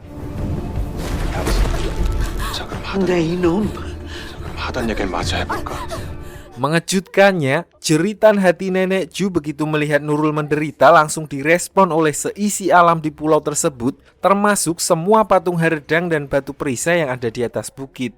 Di mana hal itu membuat Gungtan yakin jika Nenek Ju benar-benar menderita, maka patung-patung tersebut akan muncul dengan sendirinya.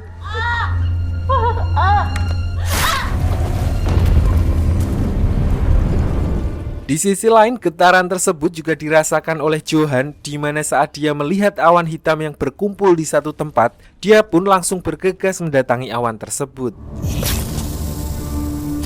Balik ke Gungtan dan Nenek Ju, di sini Nurul pun tidak tinggal diam dan berusaha menghentikan Gungtan dengan diam-diam mengambil potongan besi dan menusukkannya secara tiba-tiba. Namun usahanya itu bisa dibilang sia-sia karena seperti yang sudah kita tahu bahwa Gungtan memiliki kemampuan regenerasi yang sangat cepat, sehingga serangan seperti itu sama sekali tidak berpengaruh kepadanya dan justru membuatnya semakin marah.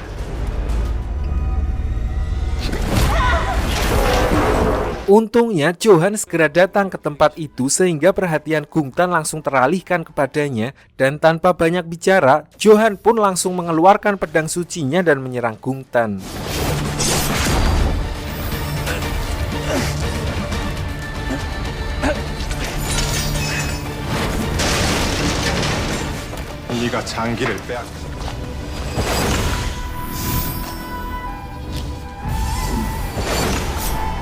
Namun karena perbedaan kekuatan yang sangat jauh di antara mereka berdua, di mana Johan adalah manusia biasa sementara Gungtan adalah makhluk immortal yang bahkan bisa menyembuhkan lukanya dengan seketika, maka tidak butuh waktu lama Johan pun langsung dibuat tumbang di pertarungan tersebut. Setelah menyelesaikan pertarungannya dengan Johan, Gungtan lalu kembali ke Nenek Ju dan Nurul, di mana kali ini dia benar-benar berniat untuk menghabisi mereka berdua.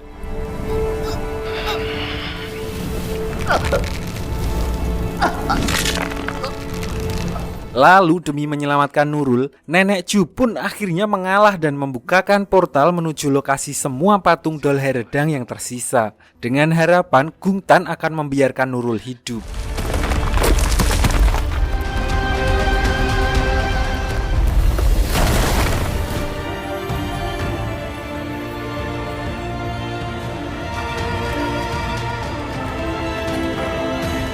Lalu setelah Gungtan berhasil membangkitkan seluruh patung Dolherdang dan mengubahnya menjadi iblis, diperlihatkan dia kembali ke markasnya untuk menuntaskan dendamnya kepada Nenek Ju, di mana dia berkata kalau sekarang adalah waktunya Nenek Ju menerima hukuman atas perbuatannya di masa lalu yang membiarkan dirinya dan anak-anak lain disiksa untuk dijadikan pemburu iblis.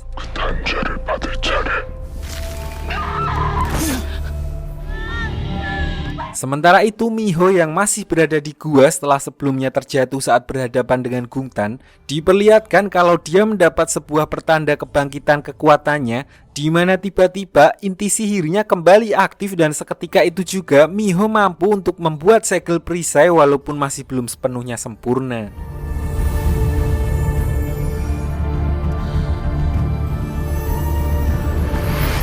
Menyadari hal itu, Fan pun mencoba untuk menghentikan Miho karena ternyata dirinya mulai baper dan tidak ingin kehilangan Miho jika sampai dia mengetahui rahasia untuk membangkitkan kekuatannya. Lalu tidak berselang lama, Fan tiba-tiba merasakan ada sesuatu yang ganjil yang sedang terjadi, di mana hal itu juga membuat seisi pulau bergejolak.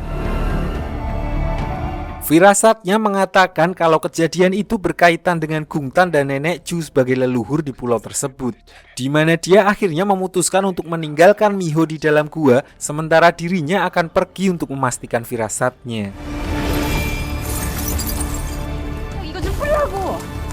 Fan lalu mengikuti nalurinya yang akhirnya membawanya sampai ke markas Gungtan, di mana di sana dia menemukan Johan yang sudah dalam kondisi tidak berdaya. Tidak hanya itu, Nenek Ju juga diperlihatkan sudah mulai sampai di ujung nafasnya setelah sebelumnya ditikam oleh Gungtan. Di saat-saat terakhirnya, Nenek Ju pun masih sempat meminta maaf pada Fan karena dirinya luput dari rasa simpati dan membiarkan Fan dan Gungtan menjalani siksaan yang begitu kejam saat mereka kecil. Dan akhirnya Nenek Ju akhirnya wafat di hadapan Fan dan Nurul.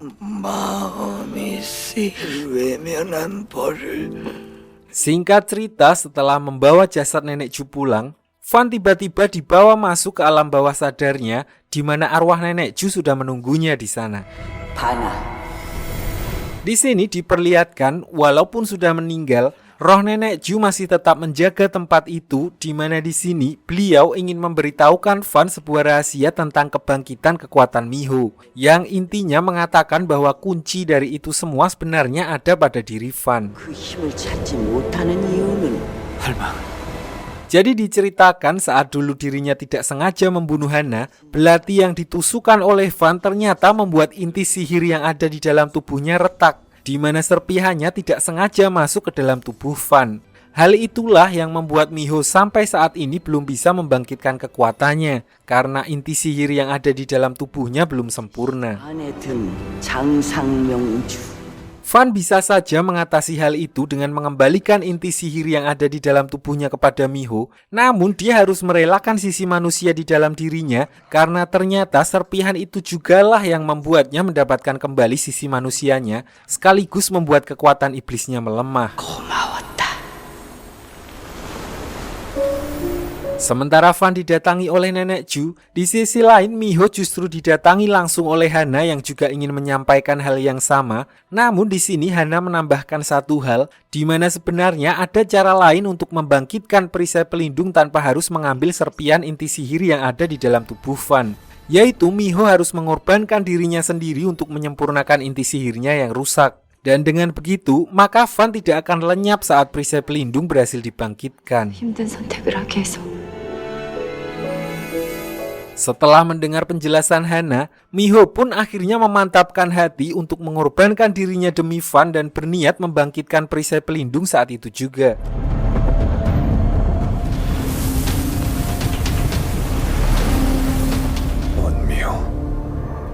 Sementara Fan yang baru mendapat pencerahan dari Nenek Ju juga berpikiran sama, di mana dia pun berniat untuk mengorbankan dirinya demi Miho.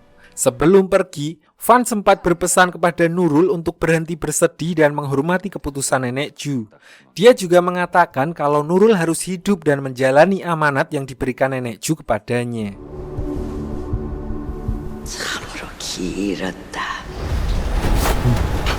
Sementara itu di sisi lain diperlihatkan Pamanjang yang telah kembali untuk merawat Johan yang mengalami cedera berat setelah dihajar oleh Gungtan. Sadar kalau Johan mengalami luka yang cukup parah, beliau lalu mempersiapkan senjata barunya yang dia ambil dari gereja dan berniat untuk menggantikan Johan untuk membantu melindungi Miho.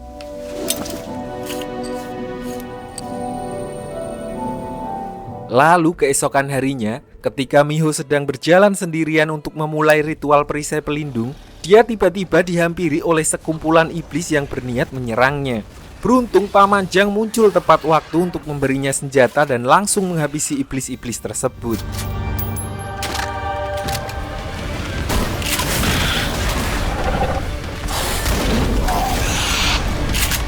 Setelah berhasil mengalahkan beberapa iblis, Gungtan datang dengan membawa pasukan iblis yang lebih banyak lagi dan bersiap untuk habis-habisan menyerang mereka. Lalu tanpa diduga, Van juga muncul di tempat itu untuk melindungi mereka menggunakan segel pelindungnya.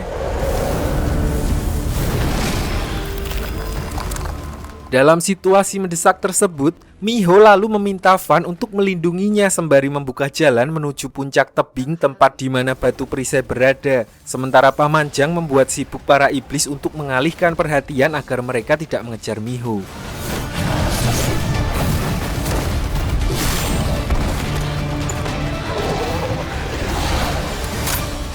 Namun karena saking banyaknya iblis yang dibawa Gungtan, Miho sempat kehabisan peluru dan terkena serangan ketika seonggok iblis muncul di hadapannya.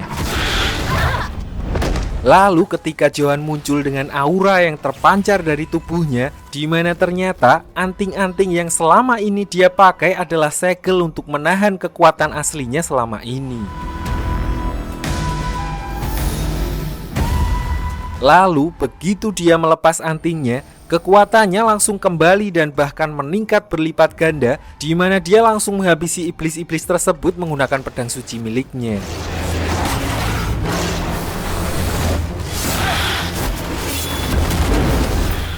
Tanpa buang waktu, Miho lalu meminta Johan untuk membantu Van dan Pamanjang melawan para iblis agar tidak menyerangnya, sementara dirinya melanjutkan perjalanan ke puncak untuk mengaktifkan batu perisai.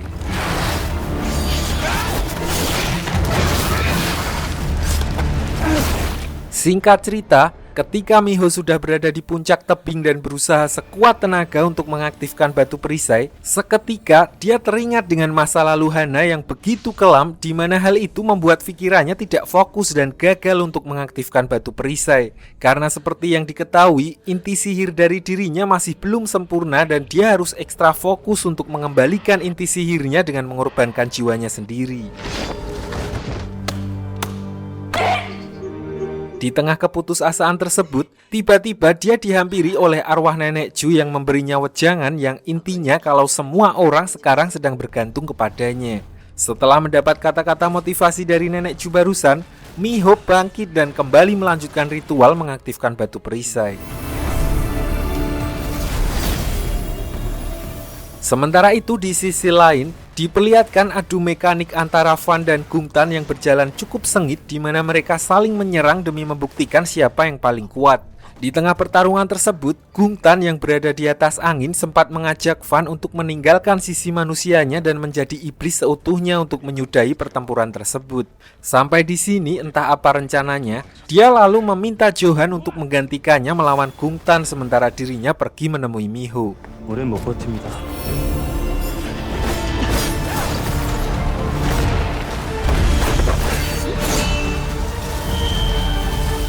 Begitu sampai di sana, Van sempat terhalang oleh pagar yang dibuat Miho dan karena nggak ada pilihan lain, akhirnya dia nekat menerobos pagar tersebut dengan mengorbankan tubuhnya hingga terbakar.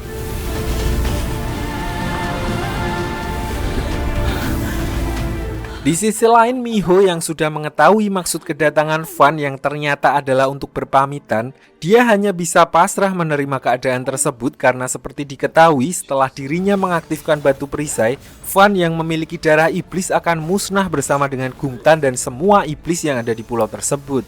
Sebelum berpisah, Van sempat mengembalikan serpian inti sihir Miho yang waktu itu tidak sengaja masuk ke dalam tubuhnya.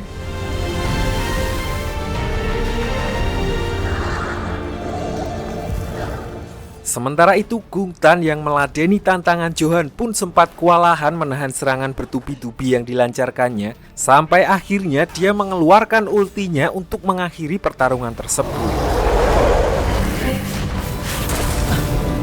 Di saat bersamaan, tiba-tiba Van muncul dengan kondisinya yang saat ini sudah menjadi iblis seutuhnya, dan itu artinya kekuatannya sudah setara dengan Gungtan. Gungtan yang melihat hal itu terlihat senang dengan keputusannya untuk meninggalkan sisi manusianya dan memilih menjadi iblis. Di mana di sini dia lalu mengajaknya untuk memberantas umat manusia yang selama ini telah membelenggu mereka. Namun alih-alih berkoalisi dengan Gungtan, Van justru menggunakan kekuatan iblisnya tersebut karena dia menyadari kalau semua kekacauan ini diakibatkan oleh mereka berdua, dan untuk mengakhirinya, maka mereka memang harus disingkirkan dari dunia ini.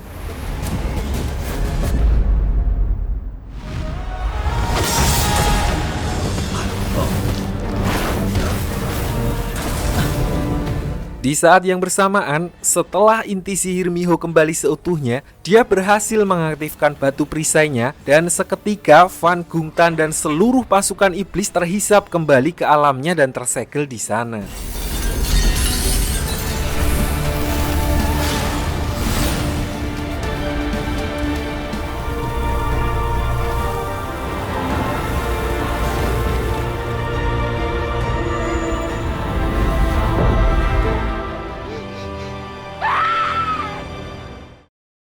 Singkat cerita, 1 tahun kemudian, diperlihatkan Nurul yang tiba-tiba didatangi oleh salah satu anggota sekte misterius yang membebaskan Gungtan, di mana mereka berniat untuk menepati janji yang sempat dikatakannya kepada Nurul saat dirinya masih kecil. Jadi diceritakan saat dulu Gungtan pertama kali dibangkitkan oleh sekte tersebut, tangan kanan ketua sekte itu sempat berkata kepada Nurul bahwa nanti jika tiba masa di mana dunia sudah diselimuti cahaya putih, maka Gungtan dan orang-orang yang selama ini melindunginya akan musnah. Dan di saat itulah sekte itu akan kembali menemui Nurul untuk meminta bantuannya. Dan kini masa-masa yang dimaksud telah tiba setelah Miho berhasil membangkitkan perisai pelindungnya, di mana di sini perwakilan dari sekte tersebut meminta bantuan Nurul untuk mengambil belati yang sebelumnya digunakan oleh salah satu pengikut mereka untuk membantu Van dan Gungtan lolos saat mereka akan dimusnahkan.